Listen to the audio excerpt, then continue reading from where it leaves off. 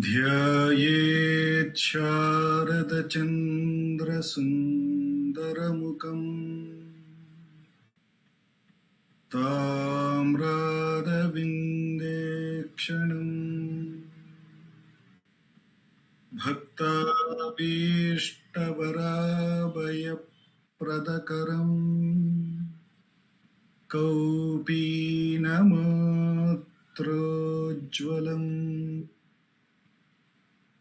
स्वात्मानन्दरसानुभूतिविवशम् सर्वानवद्याङ्गकम् श्रीमन्तं श्रीरमणीश्वरं गुरुवरं योगासनाध्यासितम् ध्यायेत् श्रीरमणीश्वरम् ध्यायेत् श्रीरमणीश्वरम् ध्यायेत् श्रीरमणीश्वरम्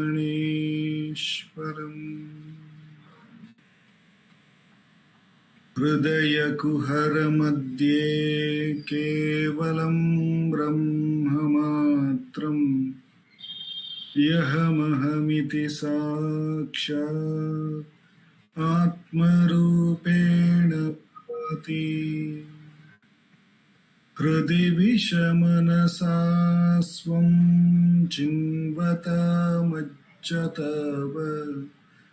पवनचलनरोधा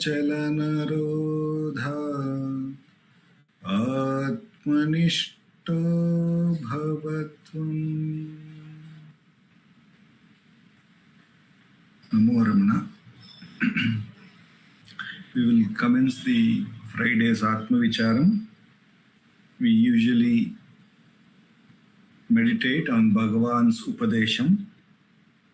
We have been reading Bhagavan's Upadesham from the book Ramana Answers Self-Enquiry 1900 to 1950, a compilation of all the questions put to Bhagavan on the subject matter of Atma Vichara or self-enquiry and Bhagavan's answers to them.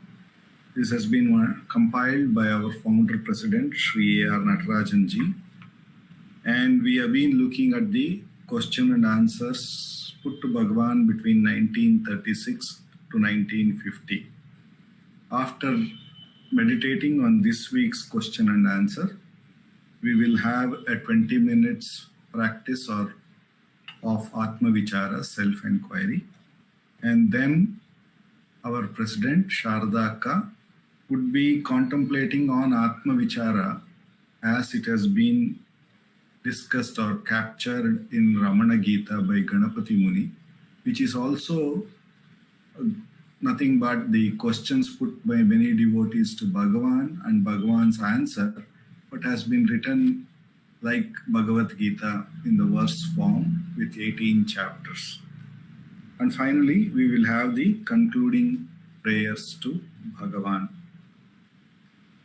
In today's question is the 108th question. 109th question. And the devotee asks, I have not yet learned to control my mind. So I intend to seek Ekantavasam, life in solitude, in North India, and want Sri Bhagavan's grace. So the question is, I have not yet learned to control my mind. So I intend to seek Ekantavasam, life in solitude, in North India, and want Sri Bhagavan's grace. Bhagavan's reply is, you have come all the way to Tiruvannamalai for Ekantavasam, and that in the immediate presence and vicinity of Ramana Bhagavan, yet you do not appear to have obtained that mental quiet. You now want to go elsewhere, and from there you will desire to go some other place. At this rate, there will be no end to your travels. You do not realize that it is your mind that drives you in this manner. Control that first, and you will be happy wherever you are. I do not know if you have read Vivekananda's lecture.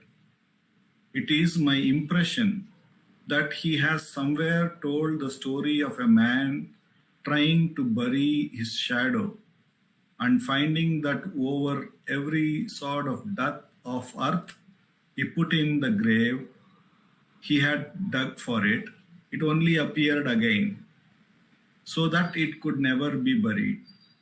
Such is the case of a person who tries to bury his thoughts. One must, therefore, attempt to get at the very bottom from which thought springs and root out thoughts, mind, and desire. So, in this, I repeat Bhagavan's answer again. You have come all the way to Tiruvannamalai for Ekanta Vasam, and that in the immediate presence and vicinity of Ramana Bhagavan, yet you do not appear to have obtained that mental quiet. You now want to go elsewhere, and from there you will desire to go some other place. At this rate, there will be no end to your travels. You do not realize that it is your mind that drives you in this manner. Control that first, and you will be happy wherever you are. I do not know if you have read Vivekananda's lecture. It is my impression that he has somewhere told the story of a man trying to bury his shadow and finding that over every sort of earth he put in the grave he had dug, for it only appeared again, so that it could never be buried. Such is the case of a person who tries to bury his thoughts. One must therefore attempt to get out and must attempt to get at the very bottom from which thoughts spring and root out thought, mind, and desire. So the question here is about seeking solitude, because one is not able to control the mind, and the same mind seems to say that if I don't have, or the same mind seems to believe that it is not able to reach that solitude or that control because there are disturbance outside. And all these disturbance would not be there if one would go into ekantam, where there are no other things that would externally disturb. So Bhagavan is trying to tell where there is a lapse in the inquiry. He gives this story of the Vivekananda, where he says that one tried to bury his head, and every time he threw some sand on it, it would appear on top of it. That means that this whole samsara that we have not inquired, we think that solitude is apart from this samsara. It is all of this comes when the mind wakes up. This is what Bhagavan goes on to say to us in many other conversations. He says that in the waking and in the dream, as soon as the mind wakes up, the individuality wakes up, and the whole of that creation also wakes up simultaneously. In the dream, it is the dream world and the dream ego. And in the waking, Bhagavan says there is no difference. This is also as much as a dream. Only thing that it continues to be appearing continuously and seems to be connected. Therefore, we feel this is very, very real. So, in a way, Bhagavan is saying it is the same mind that we are dealing, whether we are in samsara or we are dealing in solitude. So all of our effort to bury it or control it is of no use. It is like the trying to bury one's own shadow. We will find out that that approach is not going to work. Only we need to do it couple of times and we inquire and we figure out, yeah, we will never be able to bury the shadow. Like that, Bhagavan is saying the lack of inquiry of our sadhana, of what we are doing, is something which is missing. So we need to be vigilant about what we are doing. What is it yielding? We need to inquire.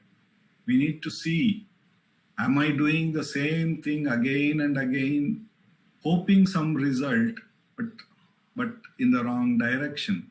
So we need to inquire what I do.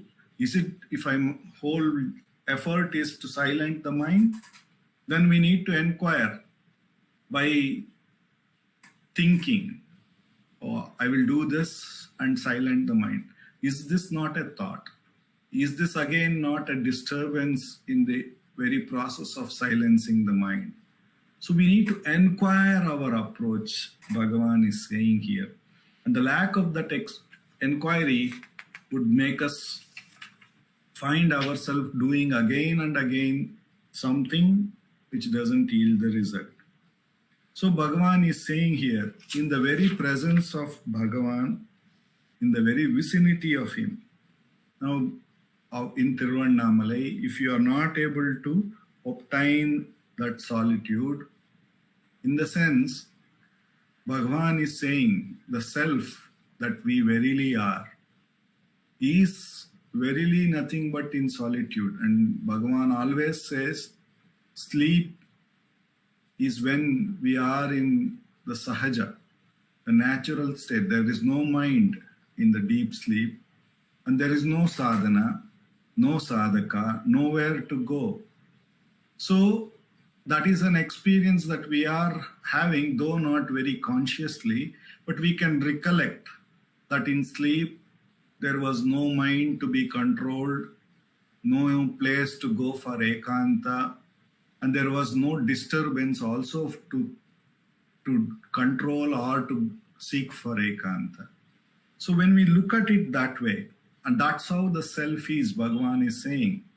So being in its vicinity, or we can say being that itself, if we are not able to remain as it is, and if we leave it, and in that very vicinity we forego, we don't even look at it, but we try to obtain by going again in the mind, whatever has after the mind has arisen. If you think we will go somewhere, sit down, meditate, do this, do that, then Bhagavan is saying that whole approach is such a false approach because we have not inquired much. So therefore Bhagavan has given Atma Vichara for us. So he asks, no matter how many thoughts come, he asks us to diligently inquire to whom is this thought. Obviously, the thought cannot be for anybody, it is for me. And therefore, the answer would come, this is for me. Thereupon, Bhagavan asks us to inquire, find out what do I refer to as I by the question, who am I? So when we try to find the source of the I, and not by any kind of answer, but by through deep diving investigation.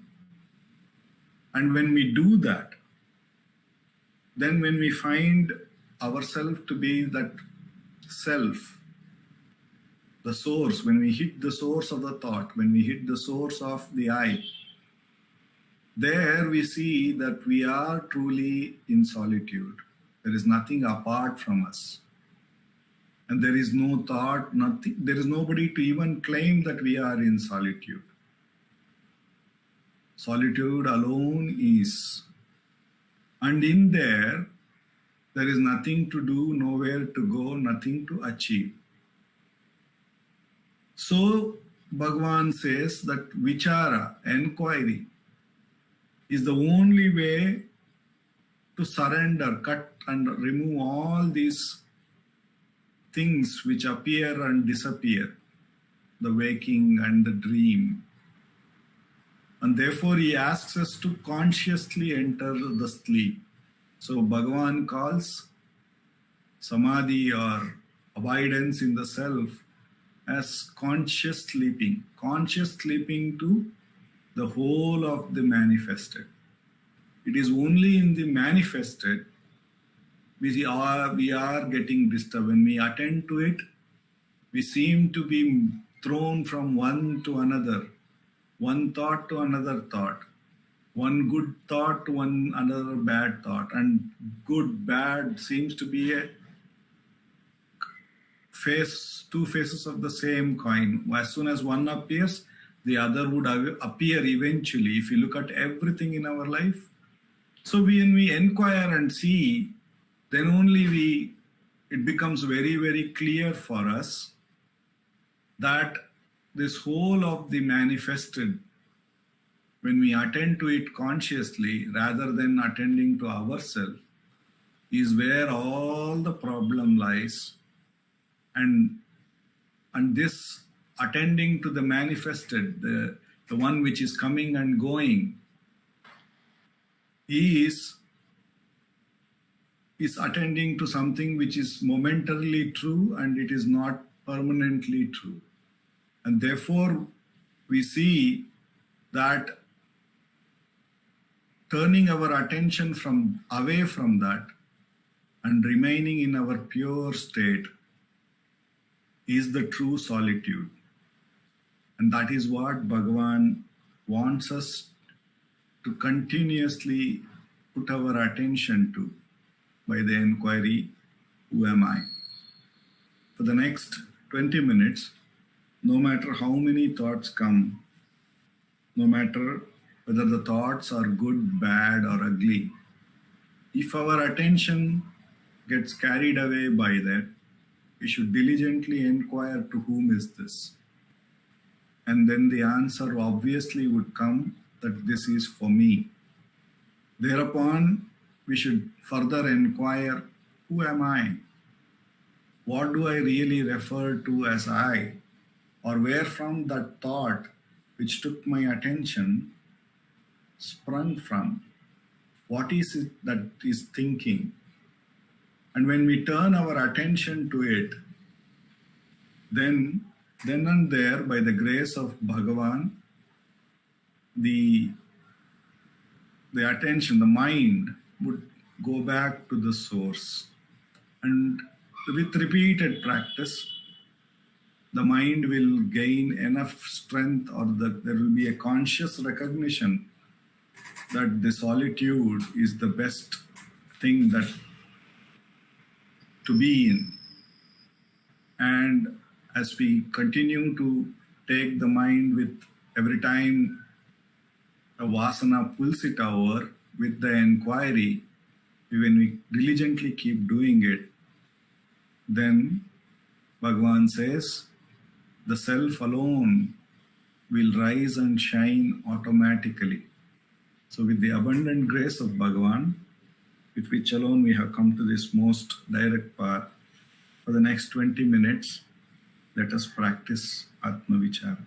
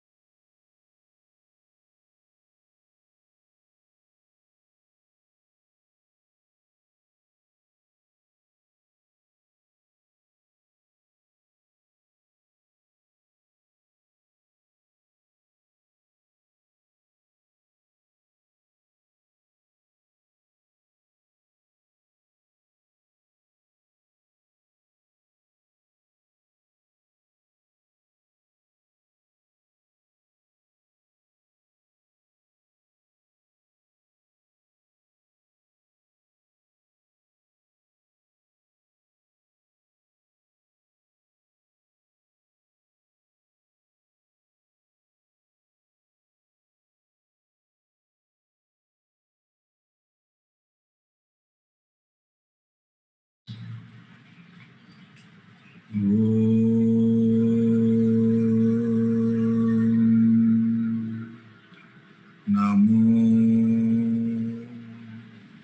Bhagavate Shri Ramanaya. Ramana, over to Sarada.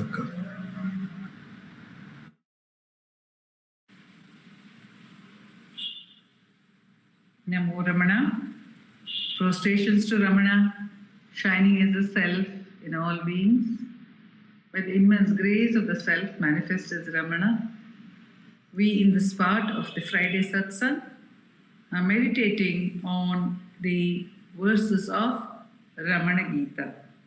This is questions and answers, questions to Bhagavan Ramana, answers by him in the period mostly in 1970 when he was staying in Virupaksha cave, a few earlier in 1911, 1914, couple of questions are there, 1913. So those have been put together and compiled according to the subject matter in 18 chapters by Ganapati Muni and compiled and translated into Sanskrit verse on the lines of the Bhagavad Gita.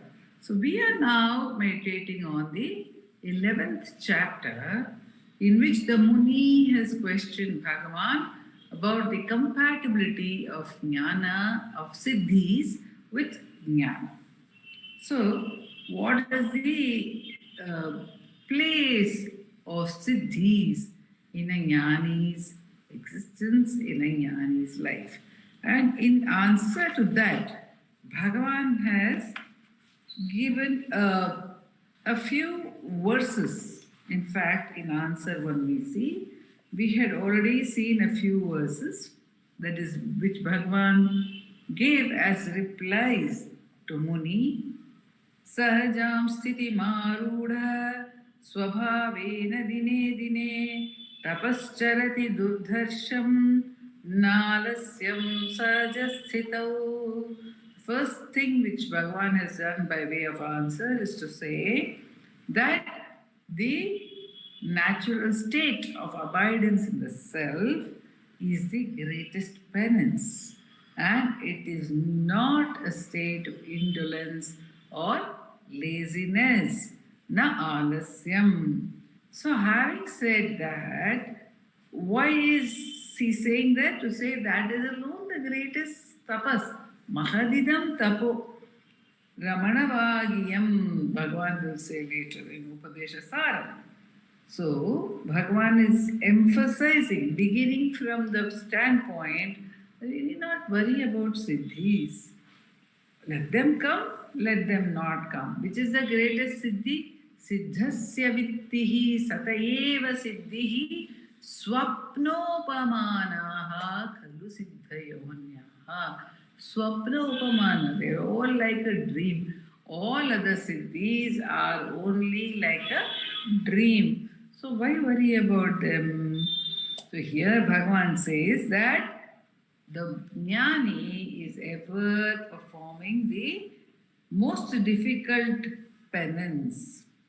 Tapastadeva durdharsham yanishtha sajatmani tena nityene tapasa bhavet pakakshane kshane.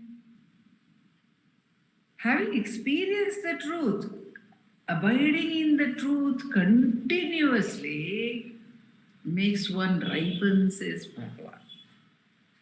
While the fullness has been attained, when one has come to the sahaja sthiti, we are looking at it from the perspective of duality, from our own perspective. So we see that the jnani has a body, the jnani behaves in a particular way, the Jivan Mukta eats, sleeps, walks, talks. There's so many activities. So from our perspective, we may also say that the Jivan Mukta has become pakwi, or is ripening, on account of association with the self. Bhavet pakakshane kshane. Every moment he is ripening. Says Bhagavan. Tena nityena tapasa. Bhavet pakakshane kshane. Every moment, because of the nitya tapas of abiding in the self. Paripakena kalesyuhu siddhayastata pashyatah. So, when this Jivan Mukta is thus ripe, then the siddhis begin to manifest themselves. Siddhis are powers, extraordinary powers. And Bhagavan says, Prarabdham yaditahi syat viharo jnaninopi cha. If it is destined that the Jivan Mukta will display powers, it will be so, says Bhagavan. See, Bhagavan has given this Upadesha to Mother Aragamma. That is his first Upadesha. Avaravar prapta prakaram adarkanavan aangang. Aangang irundu aatevippan. So, the Supreme One remaining everywhere, remaining in that place, in that very place where someone is acting, gives the fruits of the karma according to the karma. So the point is that Bhagavan is bringing our attention back to that. In two ways he says, not to worry. He is indicating that we need not worry about the things that will be achieved or attained on account of being a Brahmanistha. So this is why worry. Because the person who is abiding in the self is anyhow performing the highest kind of penance and is already ripe, fully ripe. But if it is the prarabdha of the person, he will display these special powers. What if it is not the prarabdha of such a person? Yatha prapancha grahane swarupannetaran munehe siddhaya kriyamanascha swarupannetarathata. While the jnani, if it is his prarabdha, will be displaying these supreme powers, he will be completely untouched by them. Swarupannetarastata. He never sees himself as apart from the self. And the siddhis or the power displayed is also not apart from the self. So what is there to say is what Bhagavan is asking over here. He says it's all right whether powers are exhibited or not exhibited, it makes no difference. Because even if powers are exhibited, it is only happening on account of the prarabdha, and it does not in any way make a person thrilled, nor does it disturb their sadhana. Siddhaya kriyamanascha swarupanetarattha. So, he says that there is no difference. The world is not seen as apart. So where is the siddhi? What is the siddhi when everything is included in the self? There is no desire to perform any siddhi. The highest penance is already being performed.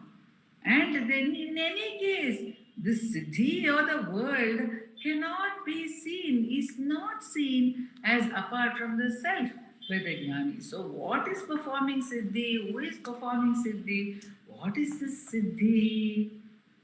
So it doesn't really matter, says Bhagavan. Therefore, bhavennayasya prarabdham shakti purnopyayam munihi antaranga ivambodhir na shakti na kinchidapi cheshtate. Antaranga ivambodhir na kinchidapi cheshtate.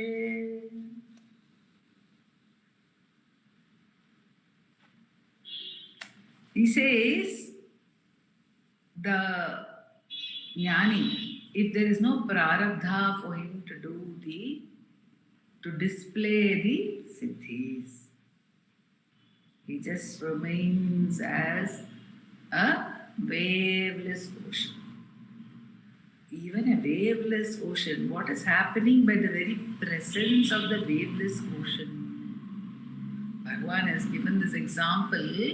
He says, he has given this example for the sun. He says, just by the presence of the sun, so many things are happening. The water is evaporating and then it is becoming a cloud, then it is condensing, coming down as rainfall, creating rivers, creating the water cycle. All this by the fact that the sun is just shining. Similarly, by the very existence of the ocean, this cycle of water is possible, and the river comes back into the sea, and the sea remains ever full, and it allows us to have the water. The sea is also the home for millions of living creatures, different varieties of fish, algae. Then we have the amphibians, so many kind of living beings are there in the sea.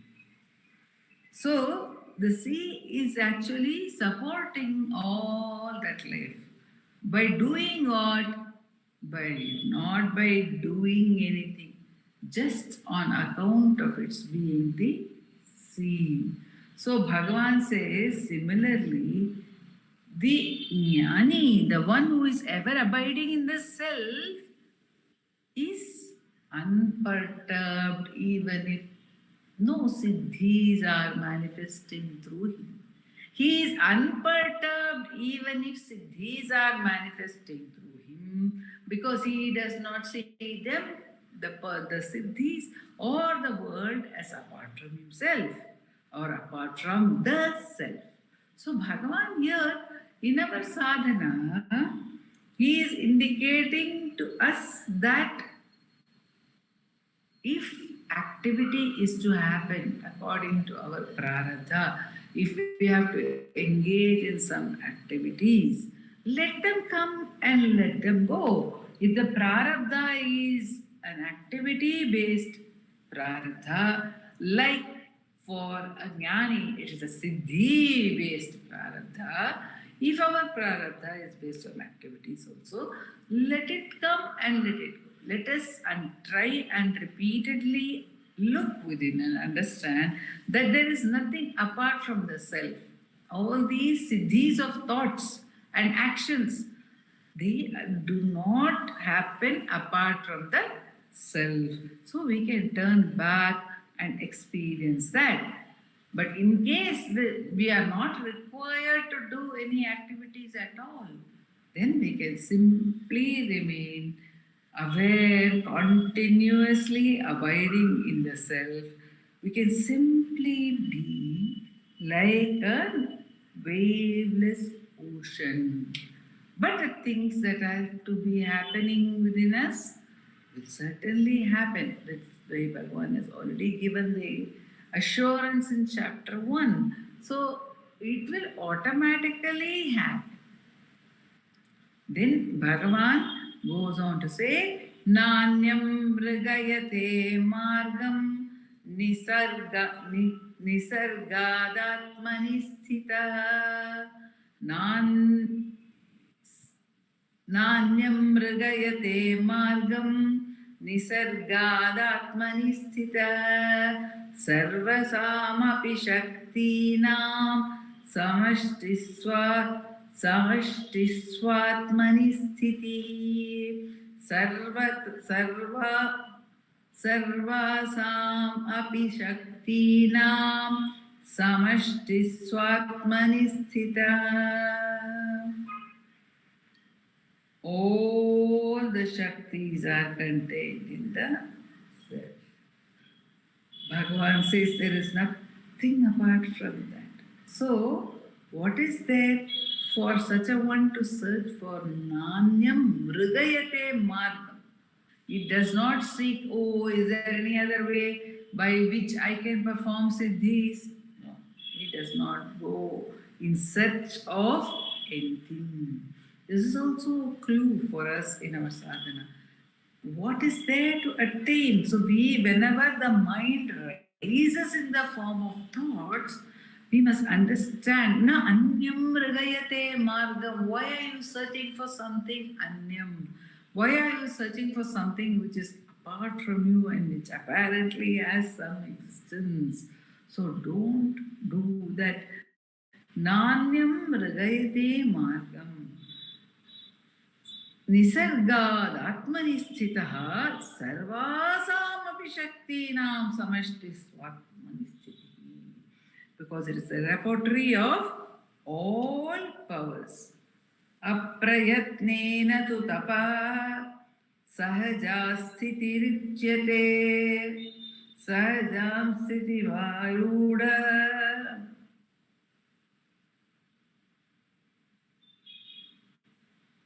Aprayatnena tu tapasah sahajam sthitiruchyate sahajayam sthitaupakah shakti nam udbhavo mataha. By this effortless abidance in the self, that is in fact called the sahaja state, says Bhagavan. And by the fruition, by the ripening of the sahaja, pakaha shakti nam udbhavo mataha.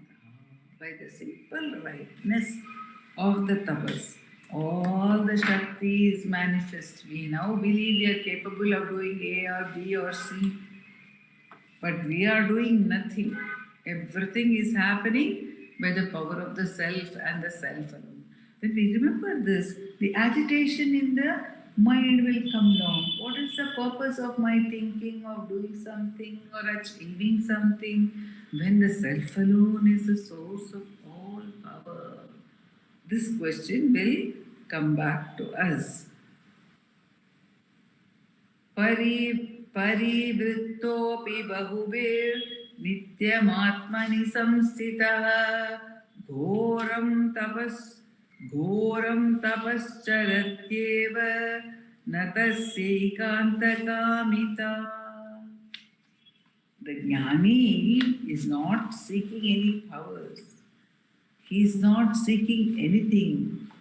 Bhagavan says he is not even worried. There is a world, there is no world, some karma is, this thing is happening, it is happening, it is not happening. He is not bothered.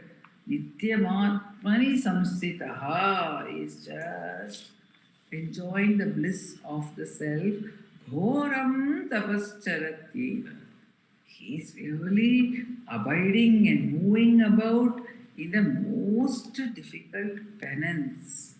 Says Bhagavan, Jnanam shakterapetam yo manyate naiva vedasa sarva shakte bhita purna swaswarupehi bodhavan. Bhagavan says such a one is the repository of all worship, of much or many forms of worship, one may say, because Bhagavan says it is the source of all power, that is the fullness of being. Repeatedly is coming back to this theme. And he says that effortless penance is considered to be the natural state. The natural state is termed as effortless penance. The both are synonymous. And it is considered that powers arise from the rightness of abidance. So, our point is that whenever thought arises, which is a siddhi, let us not worry about it. Let us get back only to that stillness to which Bhagavan has shown us the simple path and is emphasizing again and again its glory. Let us get back through that path of self-inquiry. That is Bhagavan's Upadesha here. No matter what he is telling us about jnana, its form, the attention is constantly only on the self. And that is what he is asking us also to go into, to delve into as much as possible by our own strength. And grace, of course, is allowing us even to do this practice, small though it may be, and that grace will bestow the promise of the Shakti of self-abidance, which is the greatest siddhi, and no other siddhi need be looked for. This is the greatest siddhi, the abidance in the self. Om Namo Bhagavate Shri Ramanaya.